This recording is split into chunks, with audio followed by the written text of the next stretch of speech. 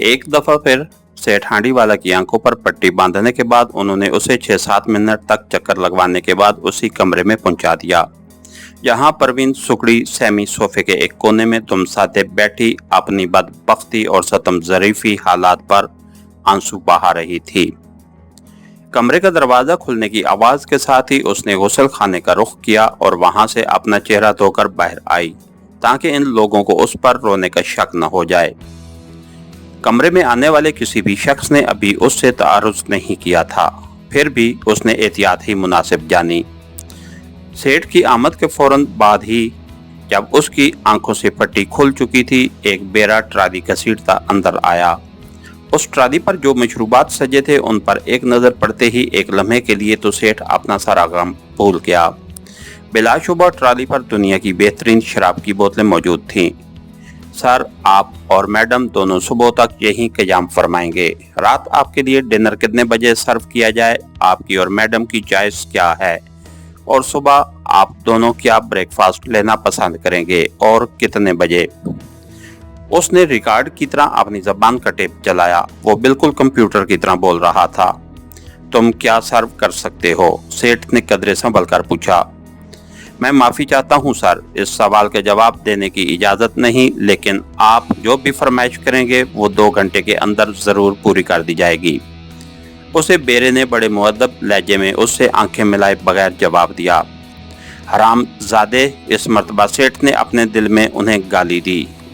वो इन लोगों के तर्ज अमल से हैरान था। ऐसे डाकू तो उसने कभी फिल्मों में भी नहीं देखे थे, जो मतलब की बात के अलावा ना कोई लफ्ज़ कहते थे और ना ही कहने की इजाज़त देते थे। सेठ ने इस्तेफहामिया नज़रों से परवीन की चॉइस दरियाफ्त की, जिसने बाद दिल नखास्ता बड़ा जोर लगाने के बाद अपनी ज़बान से सोप का लफ्ज़ निकाला था। सेठ ने घबराहट में उसे 3-4 चाइनीज सोप और 2-3 डिशें लिखवा दी। वो चाहता था जितनी जल्दी मुमकिन है ये बला उसके सर से टल जाए। इन लोगों का सामना करते हुए उसे अब अजीब सी वहशत होने लगी थी। उसने अभी तक अपनी कार और ड्राइवर के मुतालिक भी उसी खौफ से कोई सवाल नहीं किया था, मुबादा वो नाराज हो जाएं और उसे भी अपने लिए कोई गुस्ताखी समझ लें। बैरे ने किसी 5 स्टार होटल के अटेंडेंट की तरह उनके ऑर्डर नोट किए, उनके सामने उन्हें धरकर उनकी तस्दीक की, उनकी पसंद के सॉफ्ट ड्रिंक्स दरियाफ्त किए और उल्टे कदमों बाहर निकल आया। उसकी रवानगी पर सेठ हांडीवाला ने सुकून का सांस लिया।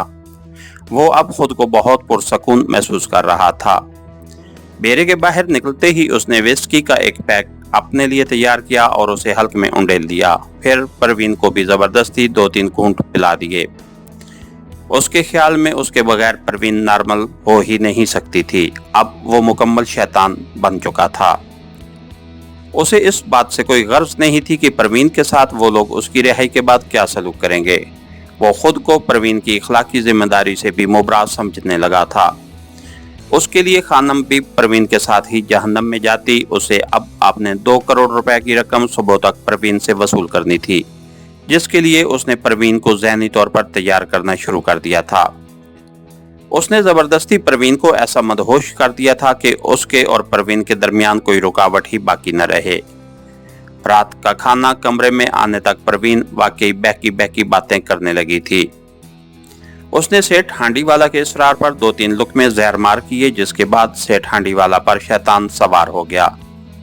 उसकी दरिंदगी अपने नुक्ते अरूज कुछ हो रही थी। शायद वो लाशऊरी तौर पर इस हादसे के लिए परवीन ही को जिम्मेदार समझकर उससे सारा कर्ज चुकाने पर तुल गया था।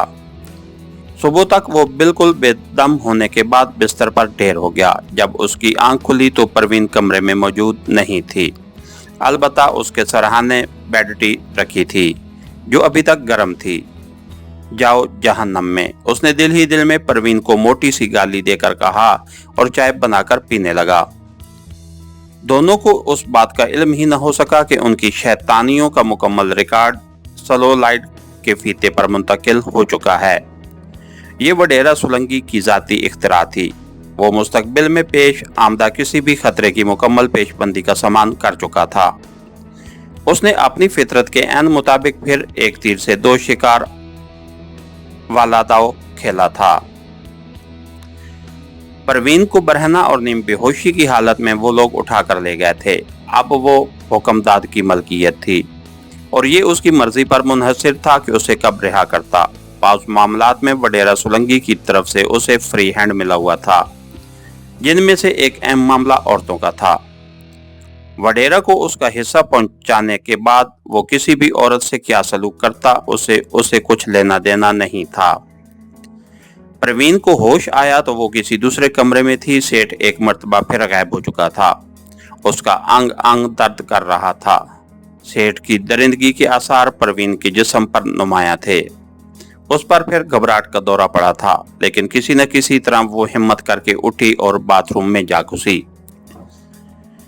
हैरत अंगेज तौर पर वो जिस कमरे में गई वहां उसके लिए निस्वानी इस्तेमाल की करीबन हर शय मौजूद थी।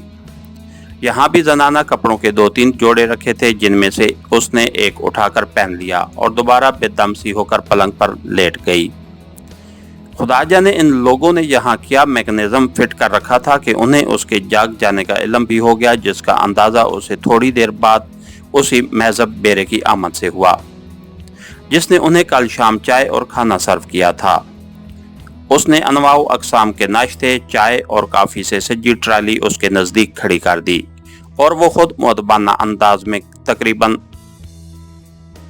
कवरनिश जलाते हुए वापस लौट गया।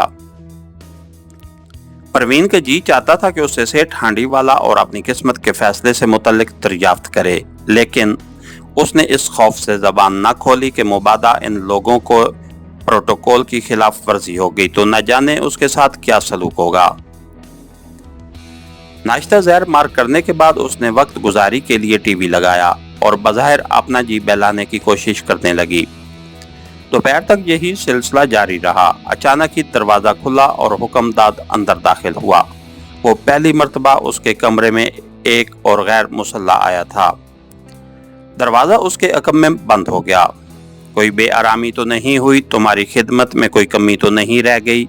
हुक्मदाद ने अंदर दाखिल होते ही उसके पलंग के नजदीक कुर्सी पर बैठकर बेतकल्फी से दरियाफ्त किया। परवीन का दिल धक से रह गया। नहीं नहीं, उसने घबराहट में कहा। देखो मैडम, घबराने की कोई बात नहीं। हम जबान के बंदे हैं। कह दिया ना कि तुम्हारी जान छुट जाएगी, रिहा हो जाओगी तो हो जाओगी, लेकिन कब? अचानक ही परवीन सिसक पड़ी।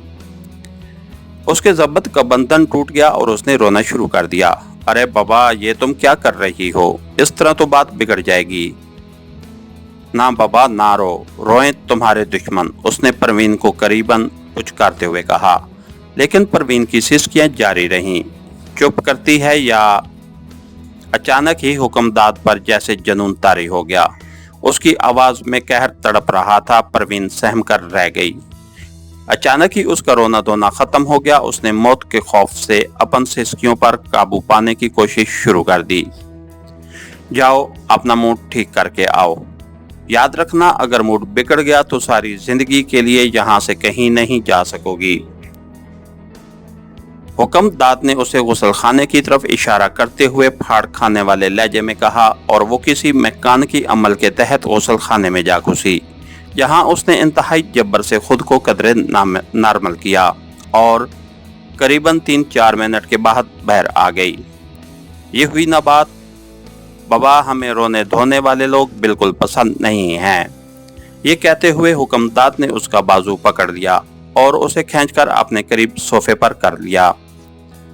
परवीन के लिए उसका ये सलूक इंतहाई गैर मुतवक्के था, क्योंकि अब तक उन लोगों में से किसी ने उसे छूना तो दूर, उससे बदतमीजी से बात करने की हिम्मत भी नहीं की थी। उसने घबराकर पीछे हटना चाहा, लेकिन दूसरे ही लम्हे हुक्मदाद ने उसके मुंह पर ऐसा थप्पड़ मारा कि उसे अपना सर घूमता महसूस हुआ। वो परवीन को दीवानावार गालियां बक रहा था। परवीन पर जैसे हिस्ट्रिया का दौरा पड़ गया। उसने दीवानावार चलाना शुरू कर दिया।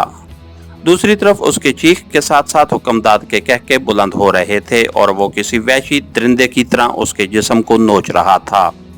इसके साथ ही हमारी आज के एपिसोड का इख्तिताम हुआ। कहानीकार चैनल को लाइक कीजिए, सब्सक्राइब कीजिए और बेल आइकन को प्रेस कर दीजिए ताकि हर आने वाली नई वीडियो आप तक बर वक्त पहुंच सके। शुक्रिया।